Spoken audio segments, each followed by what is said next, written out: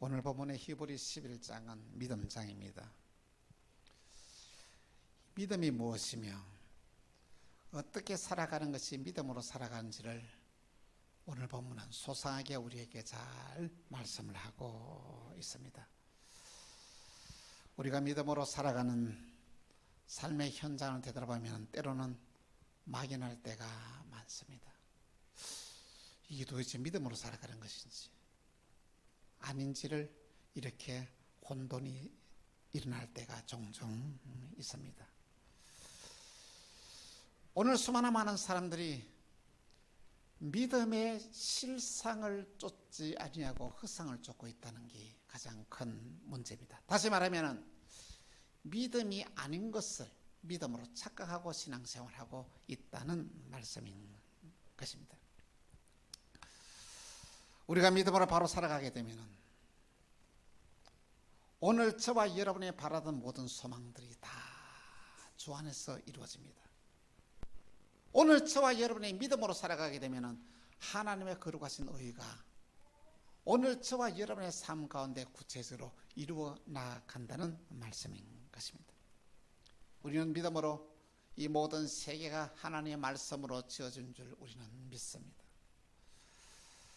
하나님께서 맨 처음 이 땅을 창조하실 때에 말씀으로 창조하셨습니다.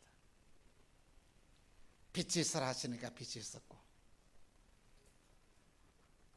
하나님께서 말씀하신 그대로 이 세상에 다 이루어지게 되는 것입니다. 물을 한 곳으로 모이게 하여 모인 물을 바다라 부르시고 드러난 무틀 땅이라 부르셨으니 그대로 되었습니다. 하나님은 광명을 하늘에 두사 낮과 밤을 비추게 하시고 계절과 날과 해를 만들게 하셨습니다. 또한 생물을 이 땅에 번성하게 하셨고 새들을 하나님께서 창조하셨습니다. 맨 마지막에 하나님께서는 동물들을 하나님께서는 창조하시고 그리고 그날 우리 인간을 하나님께서 창조하셨습니다. 어떻게? 흙으로 그 몸을 빚으시고 코에다가 생기를 하나님의 영 생기를 불어넣으시니 생명이 되었다고 말씀을 하고 있습니다. 우리 인간은 하나님이 창조하신 창조의 글자꼴입니다. 이 모든 피조물 중에서 하나님의 형상을 닮은 자는 우리 인간밖에 없다는 말씀인 것입니다. 믿음의 세계는 참으로 놀라운 역사를 일으킵니다. 보이지 않는 것을 보게 하고 불가능을 가능하게 하고 오늘 저와 여러분이 바라던 모든 소망을 다 이루게 합니다. 뿐만 아니라 우리가 믿음으로 구원을 받게 하시는데 예수 그리스도께서 십자가에 흘리신 보혈의 피를 믿음으로 말미암아 오늘 저와 여러분의 모든 죄가 다 사죄함 받고 오늘 저와 여러분이 예수님께서 다시 살아나심을 믿는 믿음으로 말미암아 그 부활의 영이 우리 속에 들어가셔서 우리는 영생의 복을 얻게 하셨다는 말씀인 것입니다. 믿음은 하나님이 그의 자녀들에게 주시는 놀라우신 언약의 축복인 것입니다. 그런데 사람들은 이 믿음의 실상을 붙잡지 않고 헛상을 붙잡고 살아가고 있다는 것입니다. 다시 말하면 믿음이 아닌 것을 믿음으로 착각하고 살아가는 자가 너무 많다는 것입니다. 어떤 이들은 자기의 신념을 믿음으로 착각합니다. 어떤 이들은 허황된 생각이 바로 이 믿음으로 받아들이고 있는 자들도 있습니다. 그리고 또 어떤 이들은 죽은 믿음을 붙잡고 그것을 축복받기를 바라고 있다는 것이죠. 죽은 믿음을 가면 행함이 없는 믿음을 가리켜 죽은 믿음이라고 말씀을 합니다.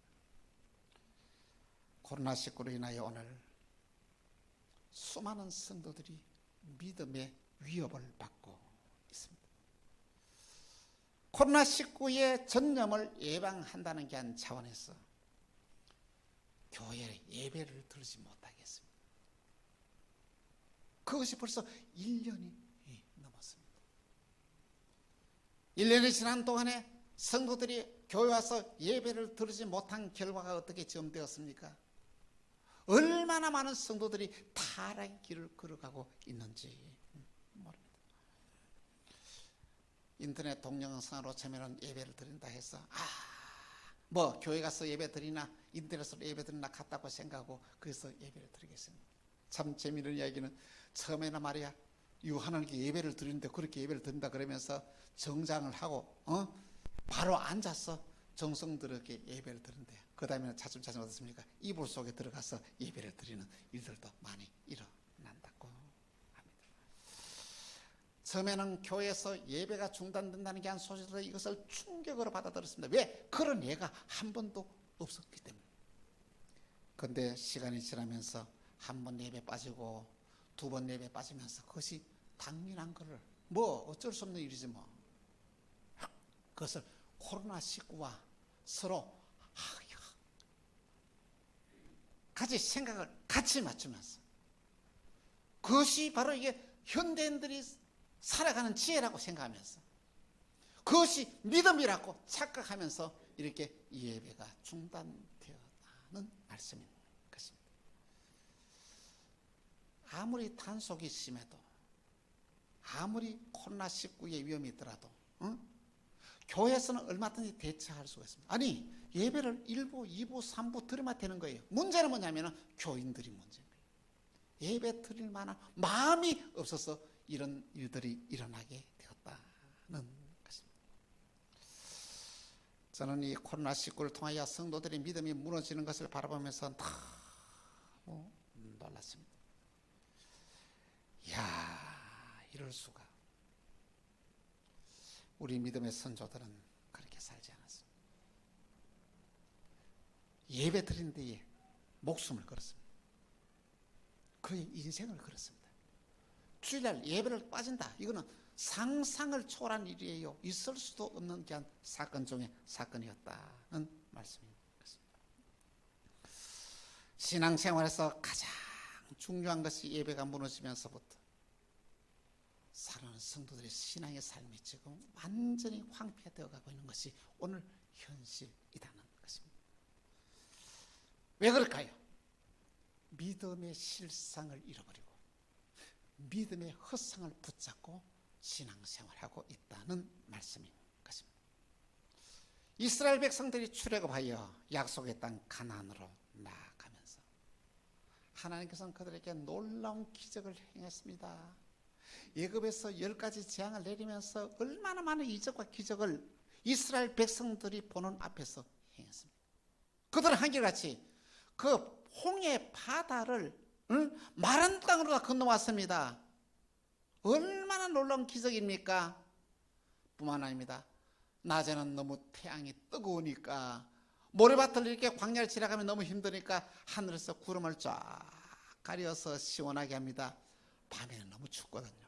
추우니까 하나님께서 불빛을 하늘에서 쫙 온기를 비춰가지고 이 이스라엘 백성들이 온화한 삶을 살게 했다는 것이죠.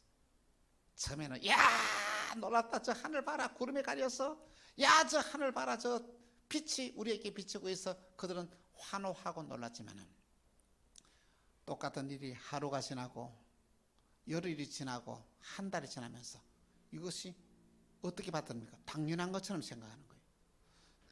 그런 놀라운 이적과 기적을 어떻습니까? 그들은 어떻습니까? 뭐 일상으로 받아들이게 되었다는 말씀인 것입니다. 그 일과 그들은 어떻습니까? 불평하고 원망하기를 시작합니다. 민수기 14장 1절에서 2절에 이렇게 말씀하고 있습니다. 같이 시작.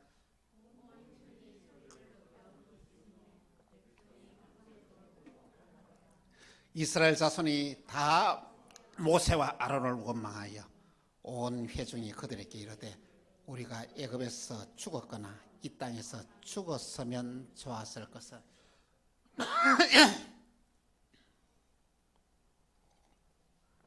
어떻게 살았습니까? 불평하고 원망하며 살았습니다. 여러분 그렇게 살지 않습니까? 또 어떤 말을 했습니까? 내가 죽었으면 좋았을 것을, 내가 원한 대로, 내가 바른 대로 이루지 않는다고 해서 내가 죽었으면 좋았을 것을 이렇게 말한 적은 없습니까? 조금 힘들고 어려운 일이 있다고 해서 죽고 싶다, 내가 죽었으면 좋겠다, 이렇게 한 적은 없습니까? 이 모습을 지켜보신 하나님은 하나님은 가슴이 아팠습니다. 그래서 민수기 14장 11절에 12절 보니 하나님은 이렇게 말씀을 하십니다. 여호와께서 모세에게 이르시되 이 백성이 어느 때까지 나를 믿지 멸시하느냐, 내가 그들 중에 많은 이적을 행하였으나 어느 때까지 나를 믿지 아니하겠느냐. 내가 천년뼈로 그들을 쳐서 멸하고 내가 그들보다 크고 강한 나라를 이루리라. 그들 다 썰어버리겠다, 죽여버리겠다. 이 하나님의 음성을 듣고 모세는 어떻게 했습니까? 하나님, 안 됩니다. 하나님, 이 백성을 죄를 용서해 주옵소서, 이 백성의 타락을 주님께서는 불쌍히 주옵소서 하고 회개하면서, 백성을 대신해서 회개하면서 하나님께 부르시죠. 기도합니다. 하나님께서는 모세의 기도를 들으시고 하나님께서는 그들의 모든 죄를 다 용서해 주십니다. 그러면서 하나님은 이렇게 말씀하십니다. 광야에서 행하는 이 놀라운 기적을 보고도 믿지 않은 이 백성들은 한 사람도 약속의 땅 가나안에 들어가지 못하리라. 한 사람도 약속의 땅 가나안에 들어가지 못하리라. 그들은 40년 동안의 생활하면서 믿음의 헛성을 붙잡고 신앙생활을 했다는 것입니다. 어떤 권사님이 임종 직전에 충격적인 말을 합니다. 나는 예수 안 믿어. 예수님과 나는 아무 상관이 없어. 그러면서 세상 떠났습니다. 여러분, 이 권사님 어떻게 신앙생활 했습니까? 믿음의 헛상을 붙잡고 한평생 신앙생활을 했다는 것입니다. 너무 충격적인 것입니다. 사랑하는 성도 여러분, 오늘 저와 여러분의 마음속에 자리 잡고 있는 이 불신앙을 과감하게 뽑아내야 됩니다. 과감하게 버려야 됩니다. 믿음이 아닌 것은 버려야 됩니다. 참된 믿음을 붙잡아야 한다는 말씀인 것입니다. 그러면 믿음의 실상은 무엇입니까? 어떻게 살아가는 것이 바로 믿음으로 살아가는지를 히브리서 11장은 구체적으로 우리에게 잘 설명하고 있습니다. 첫 번째, 믿음의 실상은 예배의 회복입니다. 한번 따라합시다. 믿음의 실상은 예배의 회복이다. 여러분, 바로 믿기를 바랍니까? 이 예배를 누구한테 드립니까? 하나님께 드립니다. 예배를 드리면서 하나님을 만나야 됩니다. 하나님을 만난다는 것은 하나님을 내 눈으로 본다는 것이 아니라 하나님을 만나는 것은 하나님의 말씀이 내 심정에 들어와야 됩니다. 여러분, 오늘 저와 여러분의 하나님의 임재를 경험해야 된다는 것이죠. 하나님이 지금 살아계셔서 오늘 저와 여러분과 함께 동행하십니다. 이걸 체험해야 된다는 것입니다. 우리는 예배를 드리면서 하나님을 찬양합니다. 여러분, 찬양을 아무렇게 생각해서 안 됩니다. 이 찬양은 누구에게 합니까? 하나님께 올려드리는 거예요. 찬양을 통해 여러분의 마음의 문을 열어야만 합니다. 여러분의 마음의 문을 열지 않으면서 하나님의 은혜와 축복이 있어서 여러분의 마음 속에, 가슴 속에, 심령 속에, 영 속에 들어올 수 없다는 것입니다. 계시록 19장 5절에 보니까 이렇게 말씀하고 있습니다. 같이 시작. 보좌에서 음성이 나서 이르시되 하나님의 종들 곧 그를 경외하는 너희들아, 작은 자나 큰 자나 다 우리 하나님께 찬송하라. 할렐루야. 찬양 어떻습니까? 하나님 나라 가서도 지속되는 게 찬양이에요. 오늘 저와 여러분들이 정말로 예배를 드리면서 하나님을 찬양할 때 마음을 묻고 정성을 묻고서 하나님께 찬양을 올려드려야 한다는 말씀인 것입니다. 말씀을 들으면서 하나님이 나에게 주시는 귀한 말씀을 분별하여 들 줄 압니다. 여러분이 말씀을 들으면서 오늘 말씀 속에서 하나님이 나에게 주시는 귀한 말씀이 없다, 여러분 큰일입니다. 여러분에게 주시는 말씀이 다 있습니다. 문제는 여러분에게 주시는 말씀을 여러분들이 깨닫지 못하고 받아들이지 않았다는 거죠. 그러면 변화가 일어나지 않습니다. 예배를 통하여 강단에서 선포 주시는 데는 그냥 하나님의 말씀을 통하여 하나님이 이 말씀은 나에게 하는 말씀이야. 나에게 하나님이 주시는 축복의 말씀이야. 나에게 깨달아 주시는 말씀이야. 이 말씀을 받아들여야 한다는 말씀인 것입니다.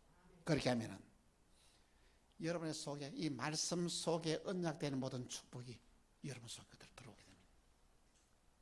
이 언약의 축복이 여러분 속에 들어오게 되면은 여러분이 기쁜 마음으로 아주 쉬운 방법으로 이 하나님의 말씀을 행할 수 있는 능력이 생긴다는 말씀인 것입니다. 하나님의 예물을 드리는 것도 마찬가지입니다. 그 예물이 하나님 보시기에 정성이 담긴 귀한 예물이 되어야 한다는 것이죠.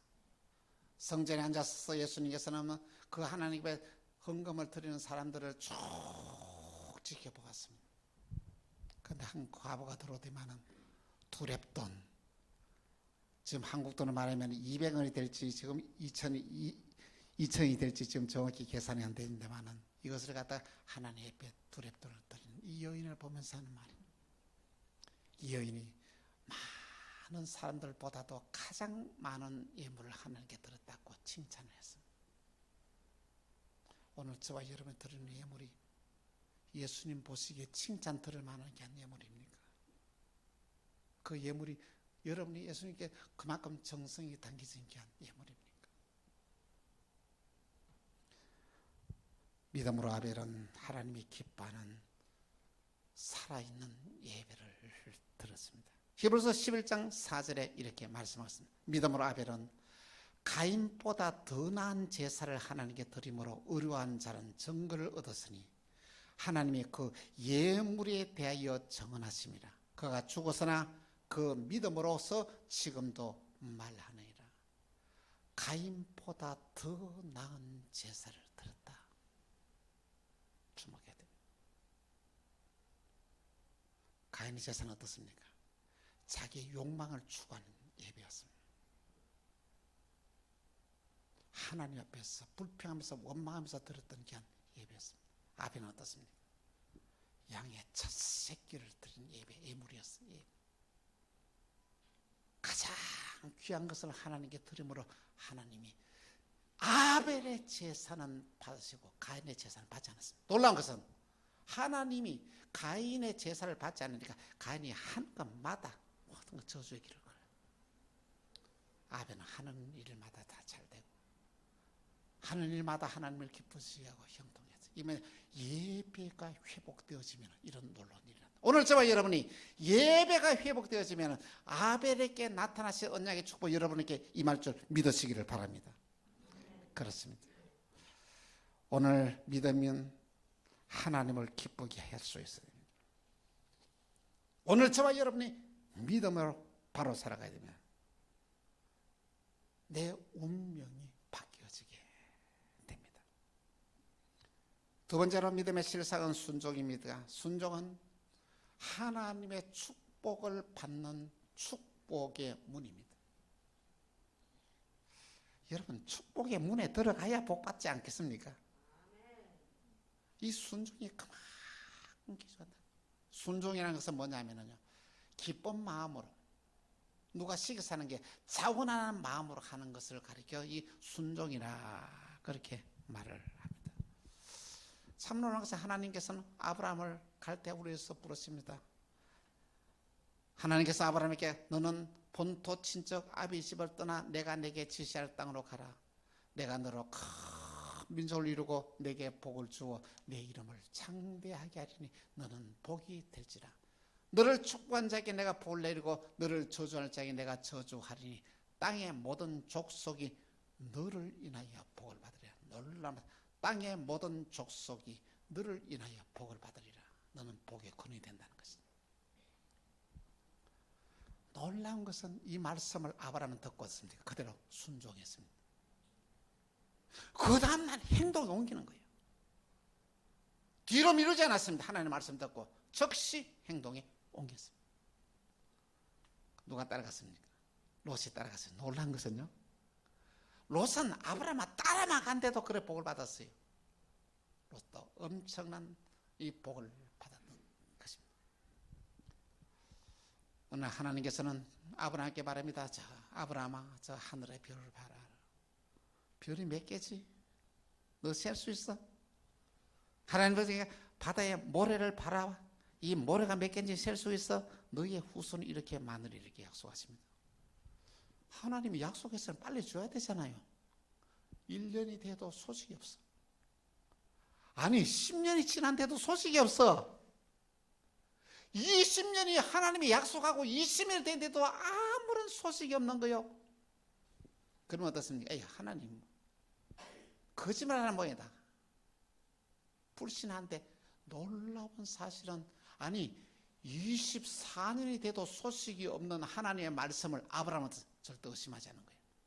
하나님 말씀하셨으니까 돼! 의심하지 않습니다. 그대로 믿은 거예요. 그 놀란 것은 25년째 되어서 75세 때 하나님께서 그 말씀을 받고 100세 돼가지고 그 아내 사라를 통해서 그 아들 낳는데, 그 아들 이름이 누굽니까? 이삭입니다. 이삭이라는 말은 웃음이라는 뜻입니다.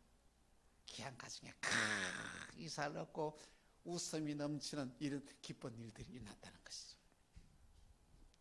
그런데 이삭의 나이가 한 17살 정도 되었을 때 아브라함께 하나님 말씀하십니다. 아브라함아, 너 살아가는 독자 이삭을 모리아 산으로 가서 하나님의 번제를 드리라는 거예요.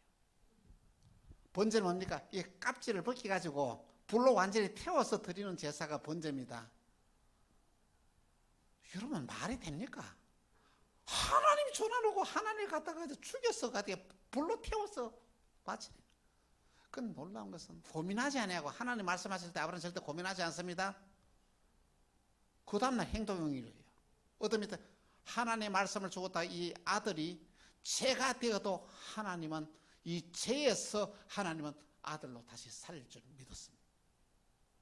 이게 참 아브라함의 믿음이에요. 그런데 그 약속대로 3일 길을 걸어서 모리아 산에 갔습니다. 그리고 하나님 지시한 곳에 이르렀습니다. 그게 올라가면서 하나님이 너를 바쳐야 된다 하고는 그를 제단을 돌로 이렇게 만들고 그 위에다 나무를 올려놓고 그 위에다가 이삭을 올려놓을 때까지 그때까지 하나님께서는 아무 말씀을 하지 않는 거예요. 칼을 들고 치려는 순간 하나님, 아브라함아 내 독자 이삭에게 내가 손을 대지 말라. 놀라운 말씀은 이제야 내가 하나님을 경외한 줄 아노라. 이제야 내가 하나님을 경외한 줄 아노라. 하나님께 인정받는 참 믿음을 이때 가지게 되었다는 것입니다. 그 결과 어떤 일들이 납니까? 참 하나님은 아브라함에게 엄청난 언약의 축복을 주시는데 창세기 22장 16절에서 18절입니다. 한 절씩 교답니다. 이르시되 여호와께서 이르시기를 내가 나를 가리켜 맹세하노니 내가 이같이 행하여 내 아들 독자도 아끼지 아니하였은즉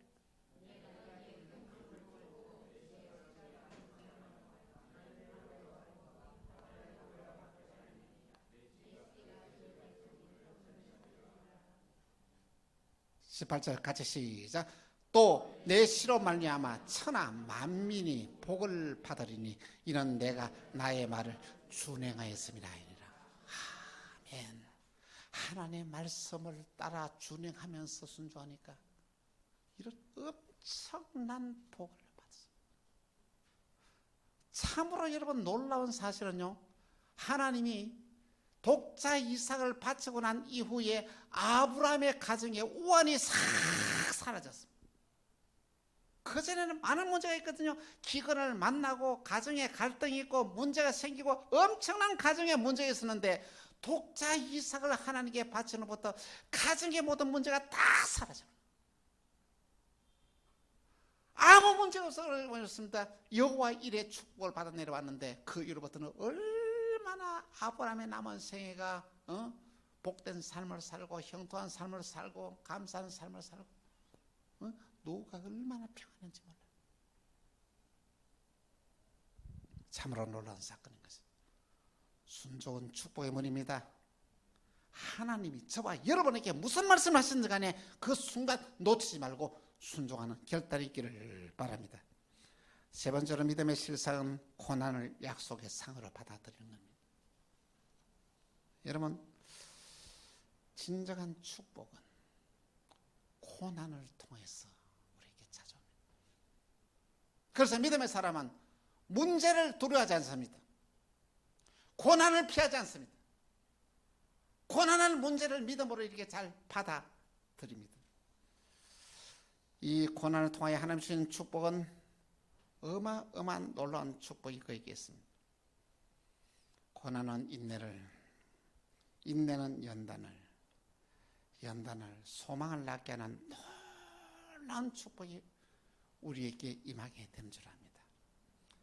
예수님도 그렇게 말씀하고 있습니다. 마태복음 5장 10절에서 12절 보니까 이렇게 말씀하고 있습니다. 같이 시작.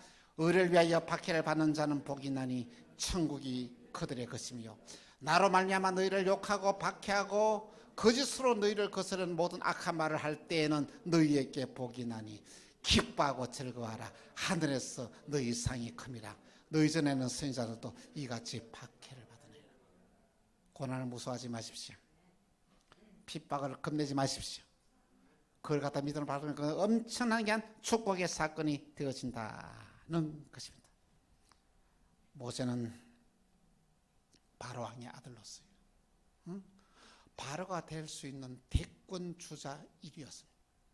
조금 지나면 바로가 되면은 당시의 바로는 전 세계를 지배하는 왕이었습니다. 그런데 모세는 히브리서 11장 24절에서 26절에 보니 이렇게 말씀하고 있습니다.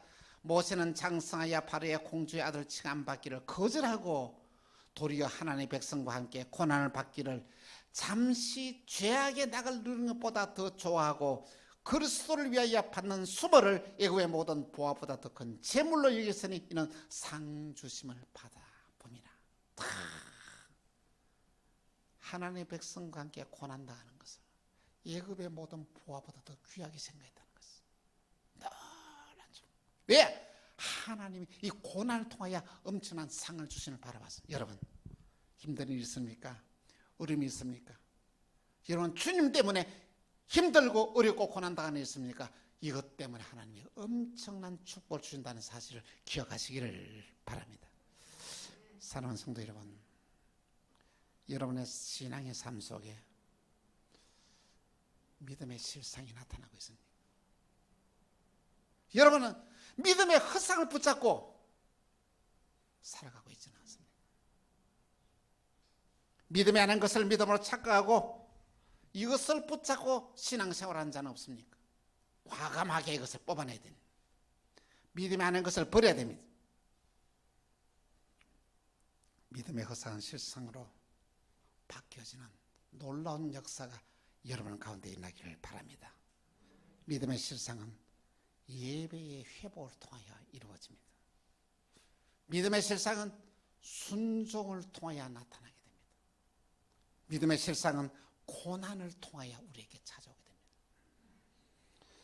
하나님은 오늘 저와 여러분에게 이 믿음의 실상을 드러나기를 간절히 바라고 원하고 있다는 것이, 우리 모두 믿음의 헛상을 과감하게 버리고 믿음의 실상을 받아들여 믿음의 증거가 오늘 저와 여러분의 삶 가운데 구체적으로 일어나기를 주 예수의 이름으로 축원합니다.